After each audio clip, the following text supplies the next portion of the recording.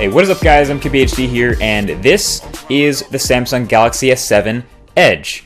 And by popular demand, this is a quick video about just all the differences between the Galaxy S7 Edge and Galaxy S7, and maybe which one you would want to pick if you're torn. So this video can be pretty short because Samsung simplified their lineup a lot from last year, where they had a Galaxy S6, Galaxy S6 Active, Galaxy S6 Edge, and Galaxy S6 Edge Plus. This year we just get two phones, Galaxy S7 and Galaxy S7 Edge. That's it. So first off, they're different sizes. Yes, the Galaxy S7 is a sort of a mid to large size phone with a 5.1 inch display, but the S7 Edge is firmly in big phone territory at 5.5 inches. And then everything else about the displays on paper is the same, so they're both these bright, quality, Quad HD Super AMOLED displays. And then of course the larger display has a slightly lower pixel density number, but you won't notice. They're both ridiculous. And the S7 Edge is rocking that curved glass on both sides, which earned it its name. The glass just kind of overflows over both edges. Now, something barely talked about besides the different screen sizes is some other dimensions. The Galaxy S7 Edge is 0.2 millimeters thinner and 5 grams heavier than the regular Galaxy S7. Now, being heavier makes sense since it's a bigger phone, but the bigger problem of the old S6 Edge was the sides being hard to hold since it felt kind of like a blade in the hand. But Samsung did some work with new shaping on the back and side metal rails here of the phone. They're different this year, and it's not as hard to pick up or literally a pain to hold, even when the Edge is so thin. So the shape of the Edge is still very much different from the regular S7, but it's less dramatic while still being easily one of the prettiest phones out there, hands down. Now, one of the other hardware things is the larger Galaxy S7 Edge also has a pretty significantly larger battery. Now, since it also has a bigger screen, the translation to battery life is a little less significant, but I actually do see a bit of a difference. I'd say maybe 10 to 15% longer battery life in the S7 Edge thanks to the bigger battery, and that right there is enough of a reason for me to really like having the extra space inside.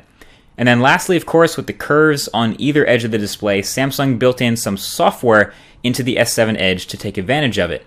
And the software is better than last year, but could still be better. Here's why. So it still has this tab to swipe out from the side to get to some shortcuts. And then you can keep swiping, of course, to move between different pages of different styles of shortcuts. So first of all, you can choose where exactly this tab is on your screen. It just kind of lives there. You can put it top right, top lower right, top left if you're lefty, bottom left, wherever you hold your hand. It's supposed to be easily accessible with your thumb. And you can have it be smaller, bigger, more or less transparent, even invisible, whatever. And then you can choose which edge panel shows up when you swipe. So if you don't want the contact shortcut to show up, you can just turn that off, or you can add stuff like a sports scores spoiler tab. Then there are a couple more things that aren't, on by default, like weather and a compass. They're all disabled. But then there's a little mini store, a Samsung mini store, just for buying and downloading more of these tabs. There's only about like another dozen, but hey, if you find something you like, you can buy it. So Apps Edge is cool, right? It's just a couple shortcuts to your favorite apps from wherever you are. If you get into a certain app a lot, then you can always have it at your fingertips from just a thumb swipe in. Used to need a third-party app to do that. Now it's built into the software. The next one over is called Task Edge, where you can add shortcuts to different actions within apps. So like opening just the front-facing camera, or starting a stopwatch inside the clock app, stuff like that. Now, fun fact, years ago, way before this phone came out, I used to do exactly this on my Galaxy S3 with an app called SwipePad. SwipePad still exists today and still does all of this as good as the Edge display feature here, if not better, because Samsung's version here, it only features a couple first-party apps, 9 to be exact, and some of them I don't even use. So I would love to be able to add third-party apps like opening up a new tweet function in my Twitter app, or a shortcut to open up the camera inside the Instagram app, or just little stuff like that, but I can't do any of that. None of them are supported. There is so much that could make this Tasks Edge section like my favorite Android skin feature ever, but I just don't think they even plan on adding support for third-party apps. So for now, it's just a couple of things that you may or may not even use. Anyway, past that, you have People Edge for your contacts, and the Yahoo Sports thing, this favorite NBA or NFL or hockey or baseball or whatever sports teams you watch. And I threw in a calendar in there too for myself, but that's pretty much it. You can swipe between these tabs from wherever you are on the phone, and they're quick and handy access.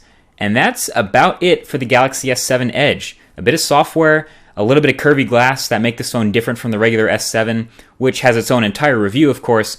Everything else is the same, from the camera to the speakers to the buttons to the internal specs, both flagships in their own right. So at the end of the day, the answer to a question a lot of you guys were asking is which one I prefer between the Edge and the regular S7, and I definitely prefer the Edge for the two reasons. One, I have bigger hands, I usually use bigger phones, and two, I'm a bit more of a power user, and the larger battery is definitely a big help here.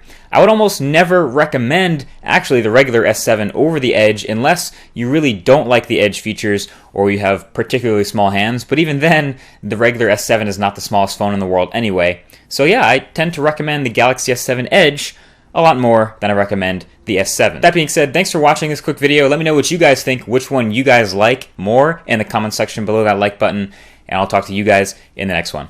Peace.